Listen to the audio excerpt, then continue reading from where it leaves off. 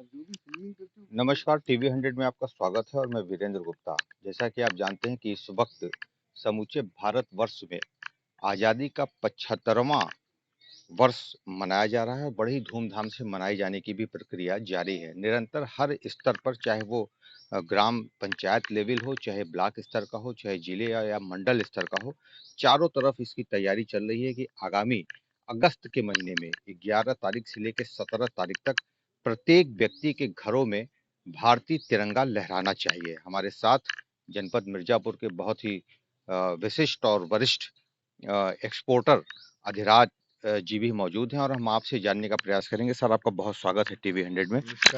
आप इस महायोजना को, प्रत्येक घर में भारतीय तिरंगा लहराए, इसको कैसे देखते हैं और क्या तैयारी आप कर रहे हैं इसको देखते हुए? देखिए, ऐसा है कि हमारे यहाँ तो हर साल रिपब्लिक डे और इंडिपेंडेंस डे को वैसे भी झंडा हम लोग लहराते थे। सुबह लहराते थे, शाम को उतार देते थे, क्योंकि वही डर लगा रहता है कि अलाउड नहीं है, हम और रोज नहीं कर सकते, उसको छोड़ नहीं सकते बाहर एंड ऑल दोस थिंग्स। तो अब ये जो आज़ादी का महोत्सव में मैंने देखा है कि उन्होंने फ्लैग्स एक्ट को थोड़ा सा संशोधन किया है। उसके बारे में मैंने पढ़ा है कि अब वो अलाउ कर रहे हैं कि अब 24 घंटे झंडा को, फ्लैग को आप लहरा सकते हैं, जो एक अच्छी कदम है। बिकॉज पहले क्या होता था, डर के मारे कि फ्लैग एक्ट का उल्लंघन ना हो जाए, हमको आके गिरफ्तार ना कर ले, तो लोग नहीं करते थे। अब अगर ये छूट दे दें कि आप हमेशा झंडा को लगा रहने दीजिए, तो ये ऑटोमेटिकली, समझ लीजिए, आप देखेंगे कि आधी आबादी अपने आप कोई ना कोई झंडा लगा के बैठा रहेगा, उनके घरों में लगा रहेगा। आपको बताने की जरूरत नहीं पड़ेगी कि भाई आज़ादी का दिन है या क्या है या कैसा है। वो 24/7 365 डेज उनका झंडा लगा रहेगा। ये मेरा मानना है, क्योंकि मैंने देखा है अक्सर रिपब्लिक डे पे जो और इंडिपेंडेंस डे पे जो एक उत्साह होता है, और कई लोग घरों में लगाते हैं झंडा और फिर तुरंत उस शाम को उतर जाता है।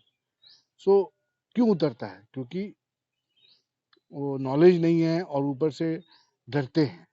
जी। सो ये आज़ादी, ये जो महोत्सव है, देखिए पूरा एक हफ्ता करना नहीं करना, आई थिंक इसको एक इंडिविजुअल के ऊपर छोड़ देना चाहिए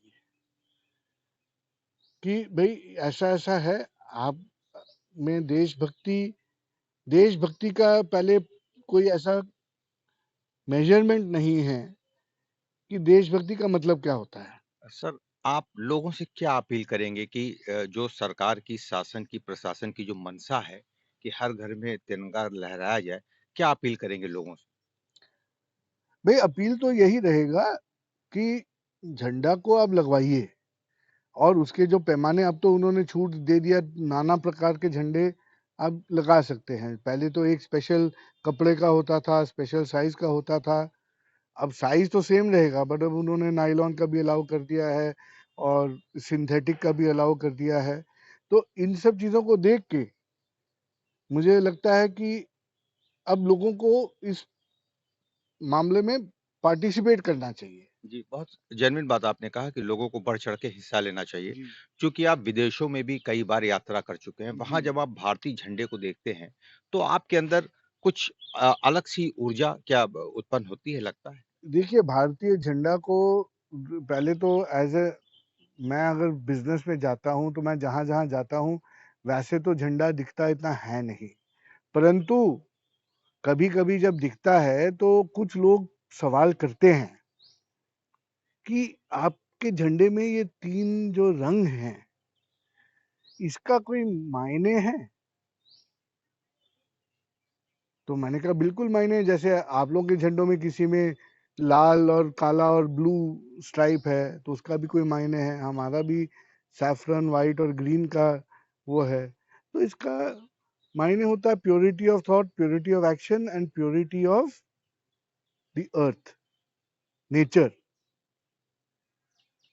तो हमारे झंडे में ये 3 कलर पूरा समझ लीजिए पृथ्वी को और जिंदगी को डिपिक्ट करते हैं। Purity of mind, purity of thought and of purity of action और purity of the earth, of nature. जी। तो इससे अच्छा क्या जवाब जा सकता है। और ऊपर से जो अशोक का चक्र है उसको आप समझ लीजिए, द व्हील ऑफ लाइफ समझ लीजिए, कि जिंदगी, सबकी जिंदगी एक चक्र जैसे चलती है, तो वो बीच में है। और कहाँ है? सफेद के ऊपर है। सफेद के ऊपर क्यों है? क्योंकि सफेद इज प्योरिटी ऑफ एक्शन। तो आपका एक्शन उस ढंग से होना चाहिए कि आपकी जिंदगी एक चक्र जैसे चलती रहे, चलती रहे, चलती रहे, रुकना नहीं चाहिए उसको। जी। तो मैं यही समझाता हूँ लोगों को, अगर कोई पूछता है या कुछ होता है। और भाई तिरंगा ऐसी चीज है कि ऑब्वियसली उसका एक रिस्पेक्ट तो ऑटोमेटिकली आ जाता है। भाई आफ्टर ऑल कोई भी देश है दुनिया का, वो अपने झंडे से ही पहचाना जाता है ना। नेशनल एंथम और झंडा, इन दोनों चीजों से पहचाना जाता है। सो जब झंडा दिखते हैं तो अच्छा लगता है। बहुत धन्यवाद सर, आपने हमसे बात किया। तो जिस तरीके से एक-एक खूबियाँ जो भारतीय जो झंडा है, जो हिंदुस्तान का जो झंडा है, शायद वो झंडा लोगों की पहचान ही नहीं, बहुत ज़बरदस्त संकेत भी देता है। चाहे वो कलर के रूप में, चाहे 24 तीलियों के रूप में, प्रत्येक तीली कुछ न कुछ संदेश देता है। यही कारण है कि लोग जब भारत का झंडा लहराते हैं, तो लोग खुद ये मानते हैं कि लहराते वक़्त ना तो झंडा फटा होना चाहिए, ना झंडा कटा होना चाहिए और ना ही झंडा झुका होना चाहिए। मिर्ज़ापुर से टीवी 100 के लिए वीरेंद्र गुप्ता की रिपोर्ट।